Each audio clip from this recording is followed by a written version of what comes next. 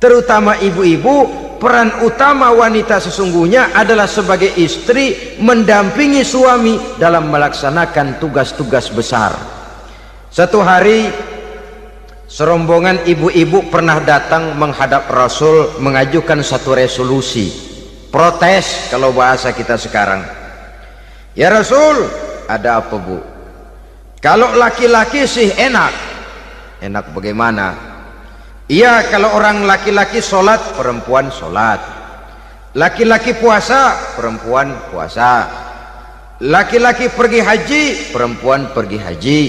Laki-laki menuntut ilmu, perempuan bisa menuntut ilmu. Tapi kalau laki-laki pergi jihad, perang membela agama, kami perempuan tidak bisa ikut jihad perang di medan pertempuran. Padahal pahala jihad sangat besar dan kami ingin mendapat pahala jihad. Tidak adil kalau begini ya Rasul, izinkan kami pergi jihad. Ini perempuan di zaman Rasul, kalau ada kebaikan tidak bisa ikut, rasanya rugi bukan main, lalu protes. Apa jawab Rasul? Beliau senyum. Ibu-ibu jangan khawatir, walaupun ibu-ibu tidak maju ke medan perang, ada ibadah yang pahalanya sama dengan pahala jihad itu. Apa ya Rasul? Beliau menjawab, jihadukunna fi baitikunna. Jihadnya ibu-ibu, jihadnya kaum wanita adalah di rumah tangganya sebagai istri.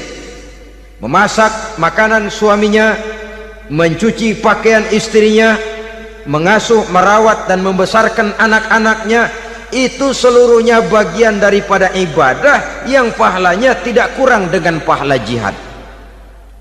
Kenapa? Al-Quran itu memberikan sesuatu sesuai dengan kedudukannya. Kalau perempuan pergi perang jihad membela agama, musuhnya laki semua, kayak apa perangnya? Itu musuhnya bisa nggak mau pakai pedang, perangnya udah gulat aja udah. Sehingga Rasul lalu memberikan satu jalan keluar yang membuat wanita-wanita itu lega. Jihadukunna fi baitikunna. Ibu-ibu sih tidak usah khawatir, jihad ibu adalah di rumah tangga ibu-ibu semua. Sejak bangun tidur sampai tidur kembali, nyaris kaum ibu itu 24 jam pekerjaannya. Sebagai istri, dia melaksanakan jihad di rumah tangganya. Peranan wanita yang pertama adalah sebagai istri yang walaupun tidak kelihatan dan menonjol seperti halnya laki-laki, tapi sangat mewarnai, bahkan menjadi warna dari tugas apapun yang dihadapi oleh suaminya. Dulu ada seorang orator, kalau pidato hebat bukan main. Kalau dia bernada gembira, semua orang senyum. Kalau dia bercerita tentang sesuatu yang sedih, satu masjid orang nangis. Orang tanya kepadanya, Pak, bisa pidato begitu hebat, siapa yang bikin? Ya saya sendiri. Istrinya dari belakang bilang, tidak, yang bikin pidatonya hebat saya.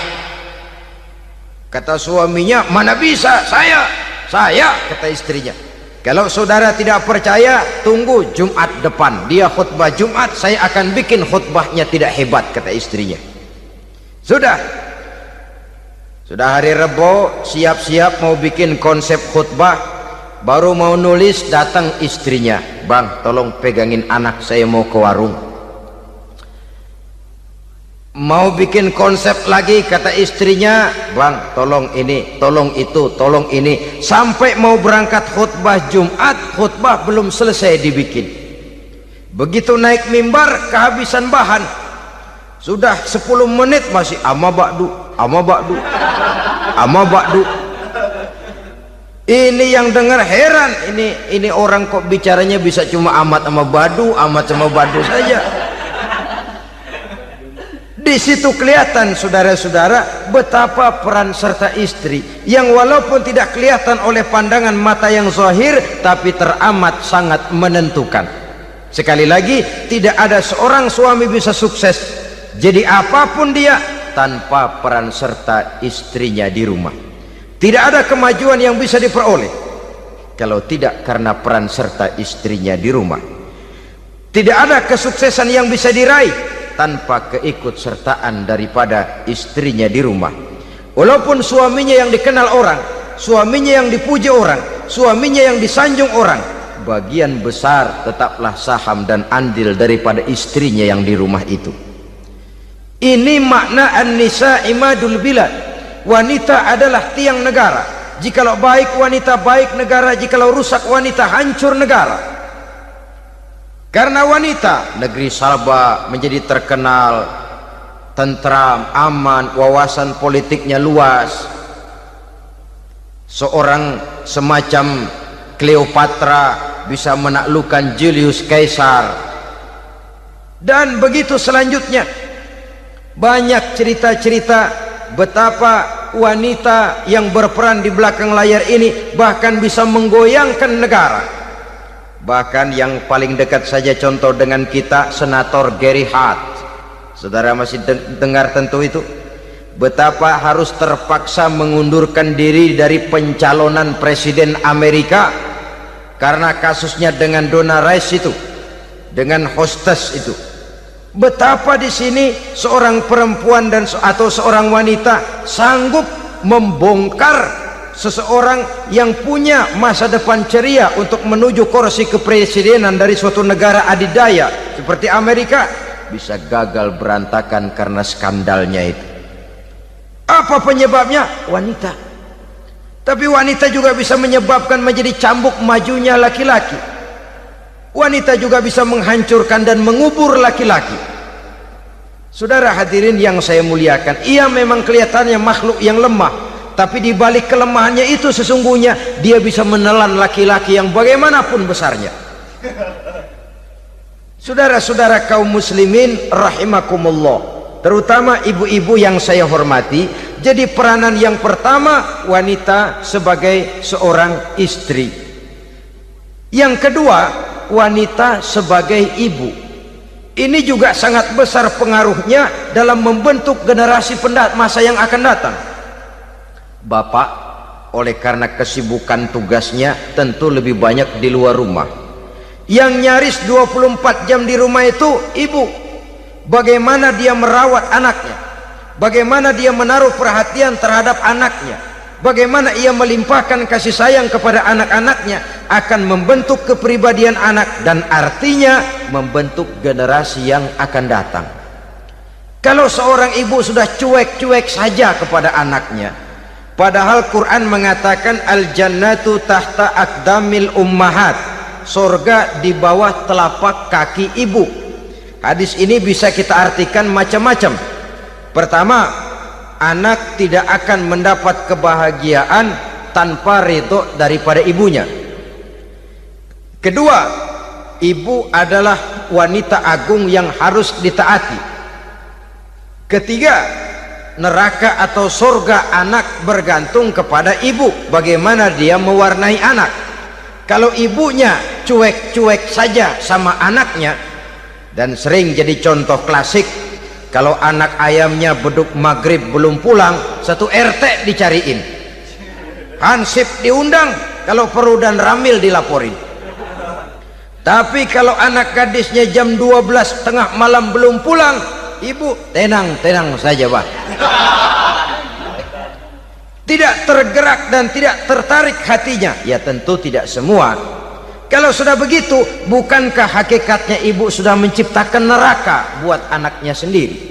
Khalil Gibran dalam satu tamsil yang indah pernah mengatakan, kalau kita diberikan sebutir mutiara, sebutir intan, dan intan itu sebutirnya sebesar telur ayam, benda yang sangat langka dan berharga, tentu kita sayang intan atau mutiara itu. Kita jaga baik-baik, kita simpan dalam kotak, kotaknya kita kunci, kotak itu kita simpan di dalam lemari, lemarinya kita kunci lagi, lemarinya ada di dalam kamar, kamarnya pakai pintu, pintunya kita kunci lagi. Kamar itu ada dalam rumah, rumahnya pakai pintu, dikunci lagi. Kemudian rumahnya pakai pintu gerbang besar, gerbangnya juga digembok lagi. Untuk menjaga intan itu jangan sampai hilang, begitu usaha kita berlapis-lapis. dan intan itu sudah diberikan kepada kita, kata Khalil Gibran. Apa dia? Anak-anak yang diamanahkan Allah kepada kita. Itu intan-intan mahal, itu mutiara-mutiara pilihan yang dititipkan dan diamanahkan untuk kita jaga sebaik-baiknya. Haruskah dia sia-sia di tangan kita? Haruskah dia merana jatuh di tangan ibu yang tidak punya tanggung jawab? Saudara hadirin yang saya muliakan, oleh karenanya peranan sebagai ibu ini sangat menentukan bagi pembentukan generasi yang akan datang. Salah ibu mengarahkan anak, akan lahir generasi mendatang yang tidak kita harapkan. Sehingga Nabi bersabda, kullu mauludin yuladu 'alal fitrah fa abawaihi yuhawwidanihi aw yunassiranihi aw yumajjisanihi. Setiap bayi dilahirkan dalam keadaan suci. Setiap bayi dilahirkan dalam keadaan bersih, tidak punya dosa. Islam tidak mengenal dosa warisan. Semua saja bayi lahir dalam keadaan suci dan bersih. Kalau demikian lalu bagaimana? Kata Nabi, ibu bapaknya lah yang kelak akan menjadikan anak itu sebagai Yahudi, yang kelak menjadikan itu anak itu sebagai Nasrani, atau menjadikan anak itu sebagai Majusi. Ibu bapaknya yang mewarnai anak. Ibaratnya anak itu kertas putih, mau ditulis tinta hijau warnanya hijau, mau ditulis tinta merah warnanya merah, mau ditulis tinta hitam pun warnanya hitam. Oleh karena itu pembentukan anak yang soleh secara mental sesungguhnya sudah diwarnai oleh kebiasaan ibu bapak dalam pergaulan di rumah tangganya secara mental.